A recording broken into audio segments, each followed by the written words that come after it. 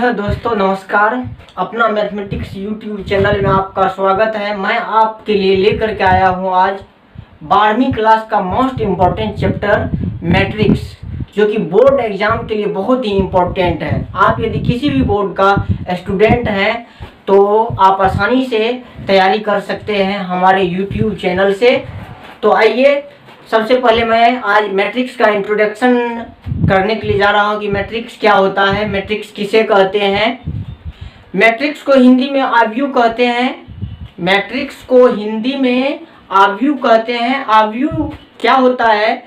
आव्यूह वास्तविक संख्या या सम्मिश्र संख्या या फलनों का क्षैतिज रेखाओं या उदग रेखाओं में एक आयताकार क्रम विन्यास है। मैट्रिक्स जो होते हैं, चाहे वास्तविक संख्या होगा उसमें, या सम्मिश्र संख्या होगा, या फलन होगा, वो जो है क्षैतिज रेखाओं में या उदग रेखाओं में एक आयताकार विन्यास होता है। अब क्षैतिज रेखा क्या होता है? क्षैतिज रेखा जो होते हैं, क्षैतिज रेखा अर्थ के पैरेलल लाइन को क्षैतिज मतलब हॉरिजेंटल लाइन कहते हैं, और अर्थ के परपेंडिकुलर लाइन को वर्टिकल लाइन कहते हैं, जिसको उदग रेखा कहते हैं। जैसे एग्जाम्पल के लिए एग्जाम्पल लिख रहा हूं, जैसे 1 2 3 4 5 6, या 1 2 3 4 5 6। यहाँ पर आयताकार क्रम में इन संख्याओं को लिखा गया है, इन अंकों को जो है आयताकार क्रम में लिखा गया है। दूसरी बात यह है कि मैट्रिक्स को जो है छोटी कोष्ठ या बड़ी कोष्ठ दोनों में लिख सकते हैं, ये अच्छा लगने के लिए लिखते हैं। इसमें अब यहाँ पर देख रहे हैं कि ये जो लाइन है, ये इस तरह से जो दिख रहा है, इनको कहते हैं, ये जो इस तरह से जो दिख रहा है इसको कहते हैं रो कहते हैं, और इस तरह का जो दिख रहा है इसको कॉलम कहते हैं। इस तरह का जो दिख रहा है इसको कॉलम कहते हैं। रो को हिंदी में पंक्ति कहते हैं, और कॉलम को हिंदी में स्तंभ कहते हैं। जैसे अब देखेंगे कि इस मैट्रिक्स में कितने रो है और कितने कॉलम है। तो यहाँ पर हम देख रहे हैं कि इस मैट्रिक्स में जो रो है, रो जो है, इसमें देख रहे हैं कि 1 2 रो है और 3 जो है कॉलम दिया गया है। तो इसको जब कोटि के रूप में लिखेंगे तो इसको लिखेंगे 2 गुना 3। 2 जो यहाँ पर है, 2 इसमें रो है और इसमें जो है 3 कॉलम है। देख रहे हैं कि 1 2 3 ये जो है रो है, और 4 5 6 ये भी जो है रो है।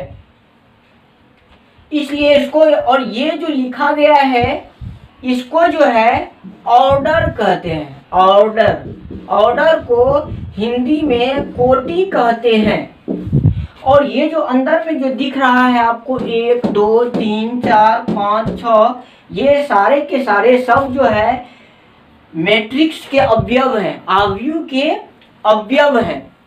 इसलिए दोस्तों, अब जो है तब तक के लिए आप लोग जो है स्क्रीनशॉट इसका ले लीजिए। उसके बाद जो है फिर हम आगे बताएंगे और ढेर सारे एग्जाम्पल देंगे और बताएंगे कि ऐसी कौन सी एग्जाम्पल है जिसमें वास्तविक संख्या आए, सम्मिश्र संख्या आए या फलन आए।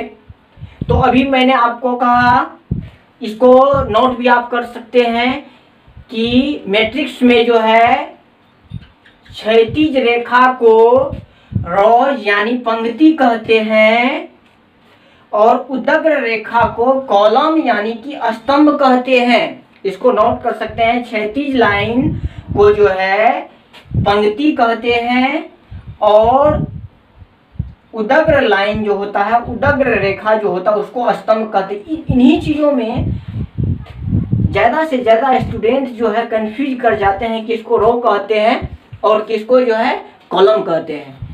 इसी में जो है ज़्यादा से ज़्यादा स्टूडेंट जो है कंफ्यूज कर जाते हैं कि इसमें कौन रो है कौन कॉलम है। इसमें देखिए कि कितने रो है, 2 रो है। इसको इस तरह से लिख सकते हैं R1 R2 और कॉलम देखिए इसमें 3 है। तो जब भी रो को लिखा जाता है तो R1 से सूचित किया जाता है और मैट्रिक्स को भी जो सूचित किया जाता है वो अंग्रेजी के कैपिटल लेटर में हमेशा सूचित किया जाता है, चाहे A हो B हो C D। मैट्रिक्स को हमेशा अंग्रेजी के बड़े अक्षर यानी कि कैपिटल लेटर में लिखा जाता है।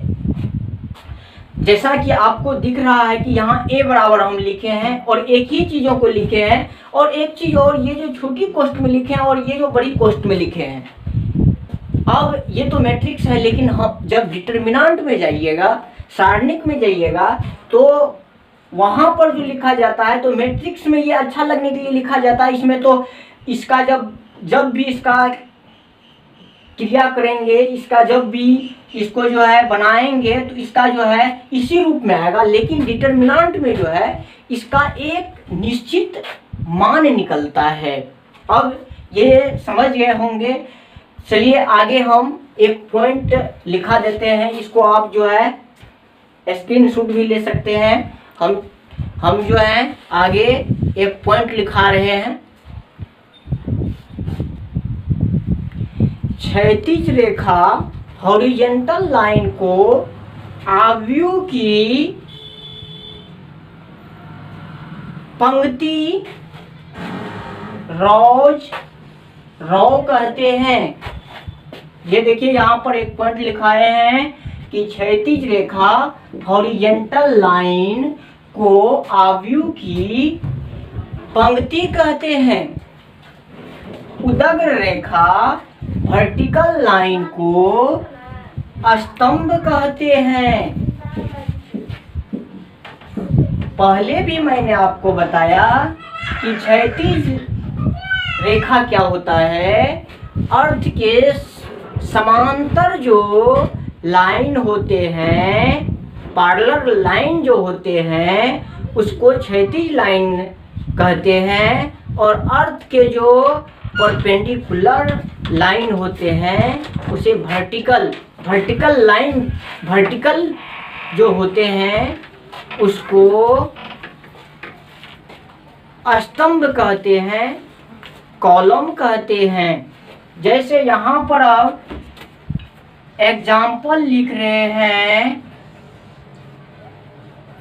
0 2 4 5 6 7 8 3 2।